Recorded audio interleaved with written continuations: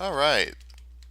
So it's the holidays, and I've decided to go back and sort of review, commentate my old videos, or at least this one, and it's probably going to be pretty painful for me because I haven't seen this stuff since basically since I rapped on it and committed it to the internet. So this will be interesting. The Half-Life video in particular is one that I keep getting comments on, and it's really awkward for me to watch at this point. It's really pretty terrible. I I stand by most of the arguments I make in this thing, but really the biggest problem is that I was still finding my voice at this point. I'd finally gotten an HD camera, and I thought I was ready to tackle big boy videos and actually tackle meaningful subjects and not somewhat obscure pseudo failured games like Far Cry 2, which a lot of designers love, but the public hated. I wanted to discuss, a big target like Half-Life 2. Not so much because I wanted to rag on it, but because I really thought I was ready to start discussing games at that level. And I wasn't. Not so much because I didn't know what I was saying, but this is just riddled with shitty jokes. It is just embarrassing. I mean, if you'll notice, if you actually watch the timeline of my videos, pretty much immediately after this video, I stopped doing jokes. I still do like a snarky thing once in a while. Like, I think the most recent example I can think of is in the photorealism video when I'm like, and Rayman, haha, because he's French, and it's just sort of a cheeky one line thing. That is sort of the humor I'm at now. I don't. I, I got started doing these videos inspired a lot by the works of say, Lindsay Ellis and similar people. And so I really started with a sort of humor centric approach to things, and it just does not fit my style at all. I'm not funny. My delivery is absolutely abysmal and never lands, and oh god, all of this. The cutaway jokes, my fat, ugly, stupid head, all of it. Awful, awful, horrible stuff. Um, so yeah, I cut most of that out of the show subsequent basically to this episode. Um, and I think if I were to do this episode again, I think the only jokes I'd keep probably are the boob joke that's coming up, where it's like, what do you think of when you think of sexism in the game industry? And it's clips of jiggle physics. That I probably would have kept, but everything else I would have at this point I'm just ashamed of. I'd chuck or tone down or at best make a half second reference rather than an extended. That Cheers thing is just egregious, by the way. Um, anyway, um, so a lot of the complaints I get with this video is that I complain that Half-Life is linear, and that's really a problem with the script. That's really a problem with the way I frame my argument. It's not that Half-Life is linear that makes it bad. I mean, it doesn't help the game that it's so thoroughly on rails because it basically does devolve the gameplay down to sort of this cutscene delivery service.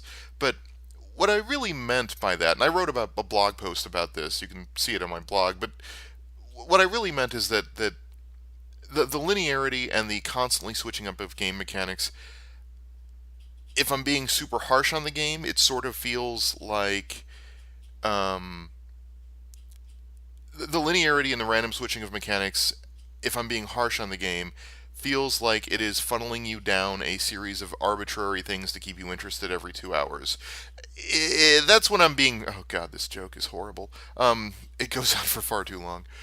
If I'm being more generous to the game, and my opinion on the game now basically is, it feels like the developers were trying to experiment with the first-person shooter genre in the abstract, and were sort of toying with the core mechanics that they had at their disposal.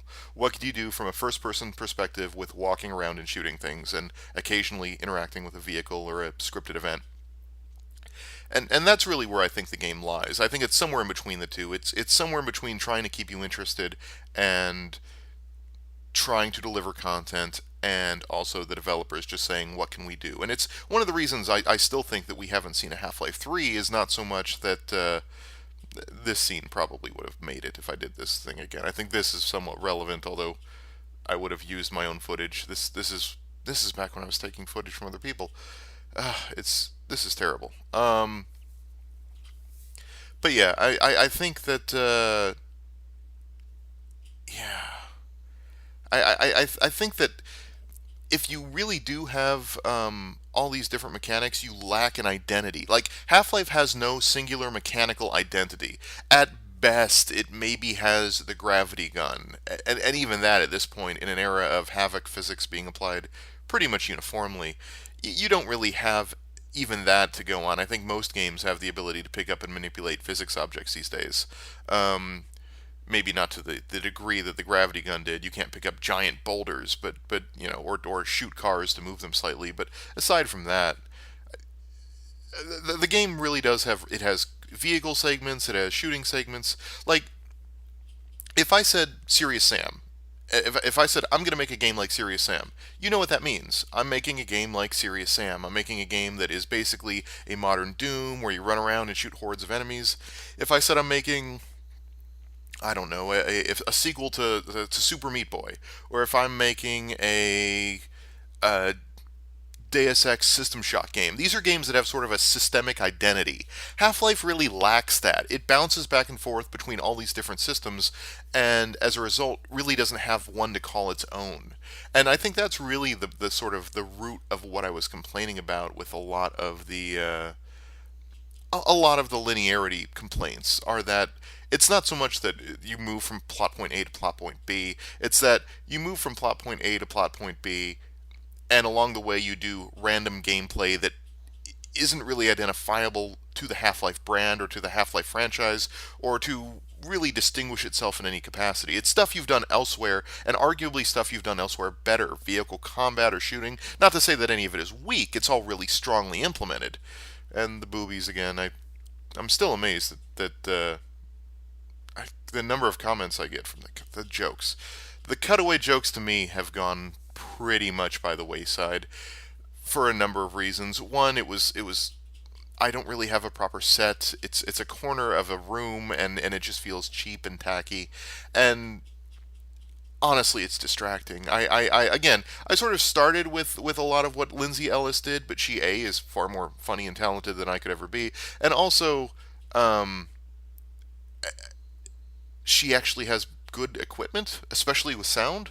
I am. This is the first video, like I was saying, using an HD camera, and I was real excited about that. And that's part of the reason I get so many stupid cutaways in this, and it's just me geeking out on my new toy, and it's absolutely abysmal. Um, I really don't like I like what I say in this episode. I think a lot of it holds true. I think the game doesn't have a mechanical identity. I think the game does have like this weird fetishization of Alex that, she's not a bad character, but she's not a good character. I mean, she's not someone who's like got a lot of deep motivations or inner conflict. She basically is just there to make you feel good, and I stand by most of what I say in this video. It's the presentation and the editing and the video production and this fat guy. I hate all of this. This is pretty terrible right here. But the points I make, generally speaking, I would make them in different ways, but I stand by most of them. I thought about doing this thing not as a commentary, but as sort of an analysis of the episodes, but I realized I don't have that much to say about the episodes that I didn't already cover here. Maybe I could get into some discussions of episodic content, but honestly, something like Alan Wake or The Walking Dead would be just as suitable for that sort of commentary. And then I'd just be rehashing otherwise the same things I brought up here. Linear gameplay designed to get you to watch a cutscene or a scripted animation somewhere off stage while making you feel like the most awesome hero in the world. Show don't tell is actually the whole do don't show thing. God, I I really do need to stop referencing cinema. I mean, I complain when people try to equivocate games and film, and then I go and do the same thing. It's hard not to. I mean, film is so dominant as a medium in general, in pop culture and just in general these days. It's really hard, especially visual media like games. It's real easy for games to make reference to say aliens. It's hard to make a video game that references say Kafka's Metamorphosis. That's difficult. It's hard to make a video game that references Starry Night without having it just be a vague aesthetic thing. But if you want to make a video game that references aliens or Star Wars, heck yes, that's easy. And And so sort of the union of those two media sort of overlap, even though fundamentally at their core they're very, very different. Okay, this gag's okay too. I might keep this gag if I were to do this again, the book with its pages glued together. Although, again, I really try to avoid appearing on screen in modern episodes, but that gag worked okay. Because again, the gags work well when they're proving a point. I think that's the lesson I never really learned until I stopped doing gags outright. Because this was at a point where I literally would write a script and be like, huh, it's been half a page since I've done something goofy and funny. Everyone else does goofy and funny things constantly. I better put a joke in here, which is where you get these terribly unfunny, terribly forced, cringeworthy, awful jokes that I like to think I've excised from subsequent episodes. Um, but yeah, this is weird because it's an episode of the series in its growing pains. I'm past the earliest, most awkward. Like this isn't anywhere near as bad as say the Duke Nukem or the adaptation or the Invisible War episodes. The earliest episodes are just embarrassing. They're very difficult to watch. And here's the list, I guess, of you do this. And yes, that was a horrible Plinkett impersonation. Again, references and being goofy and dumb, and I generally try to avoid that crap these days. But I mean, do you see what I mean? Where you have all these different mechanics that don't add up to any one thing. There's machine gun fire against lead. God, smug jackass. You I I fully empathize with everyone who writes horrible things about me watching this. Um, I don't know. I like Half Life. I do. Like I say in the video, and I'm surprised by how many people think I walked away from Half Life going, "This is the stupidest game ever. I hate Half Life." I really like Half Life. I do. I mean, again, not only is it actually important, but it's a really memorable, great game. But it's a great game that's sort of a piecemeal game. It's a great game that is, five really good games rolled up in an interesting universe that makes it a great, memorable experience. I'm speaking primarily from a systems perspective when I say that it really doesn't function cohesively as a whole, and that it's really designed to deliver scenes like this. This is the whole Resonance Cascade scene or this ending scene. It's really the game's about delivering those chunks of scripted content, and it's not really about any one mechanic. It's not about any one game system. And I think that's to the detriment of the game overall. That it's just sort of this amorphous. We're just having fun with first-person shooters, and the result is a story that has no conclusion and an adventure that has no real aim. I don't know. But yeah, I like it. I mean, it's as far as sort of vague, structurally unspecific stories without end and mechanics without cohesion. Everything about it works. I mean, I'm still emotionally invested, even though there's no ending and no structure to it, and I still enjoy the mechanics, even though we switch off what those mechanics are every 5 to 10 minutes. Well, not every 5 to 10 minutes, every hour or two in the game. So I mean, it works as a whole. I mean, the game does function well, and I look forward to whatever they come up with Half-Life 3, or come up with to include in Half-Life 3. But anyway, I don't know. If anyone finds these interesting, I might do more commentaries. If not, it is an interesting experiment for the holidays while I work on finishing up this script, and I've got several scripts coming. So, next time.